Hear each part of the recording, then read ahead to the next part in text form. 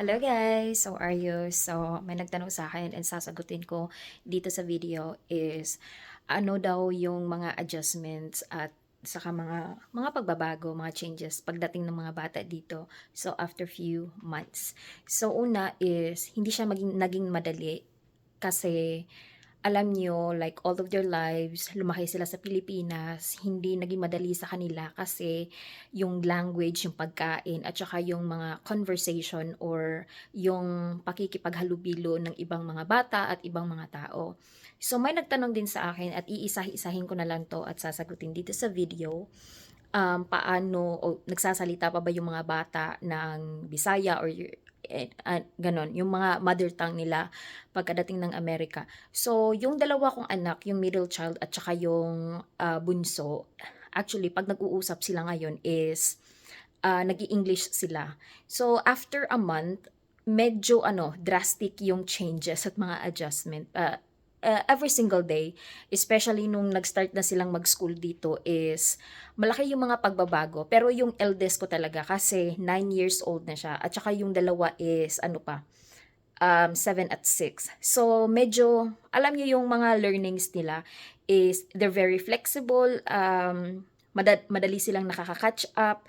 Yung eldest ko lang talaga is nahirapan siya and as we speak, nakikipag-coordinate naman ako sa kanilang mga teachers at saka sa ESL nila kasi ayun nga, nahihirapan siyang mag-pronounce sa mga ibang words, sa mga makipag-communicate sa ibang mga bata, kung ano yung mga ibig sabihin, at saka nalilito siya pag pag nagsasalita sila ng very fast, mabilis silang magsalita, parang hindi niya masyadong nakaka-catch up.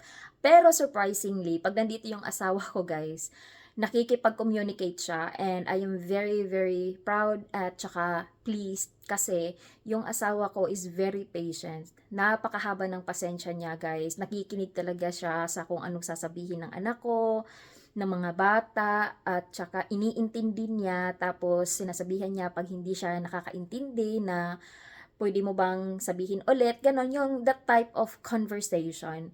Very happy din guys kasi yung asawa ko napaka niya, bali yun yung gusto niya na meron silang communication, na meron silang nakikipaghalubilo sila kahit hindi sila masyadong nakaintindihan. Pero overall naman guys, wala namang problema. Pero sa school lang kasi yung school nga nila dito is very advanced at marami silang tinatakol almost every week or every 2 weeks na mga topics, mga subjects ganon. So yung eldest ko nahihirapan.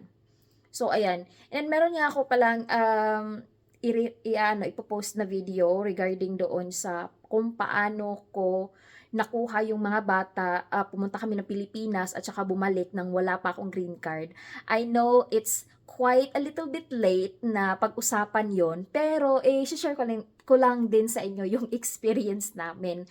Kasi guys, nung dumating sila dito, February, hindi naging madali yung mga transitions at mga adjustments such as yung mga papers, mga documents na dapat pirmahan, tatlong bata, and then a lot of things. Ayan, yung sa school nila, dapat meron akong proper communication, dapat iset namin lahat-lahat kung ano yung kakailanganin nila. And then it happened na tawag doon, summer vacation. Ang daming nangyari talaga guys. But I am catching up. Ginagawa ko naman ang lahat para mag-catch up at saka mag-update once in a while. Ayun, kasi parang slowly we are settling sa mga updates natin. I don't know if what I'm saying right now it makes sense, pero ayun nga. And if you still have questions guys, pwede naman kayong mag-comment, and then may mga iba pa rin nag-ano sa akin, nagtatanong, nagme-message sa akin kung paano namin ginawa yung mga process namin at gano'n. Pwede nyo naman akong i-comment at saka i-chat. So, thank you guys. You have a wonderful day. I'll see you next time. And if you have questions, just comment down. And bye-bye! Ingat!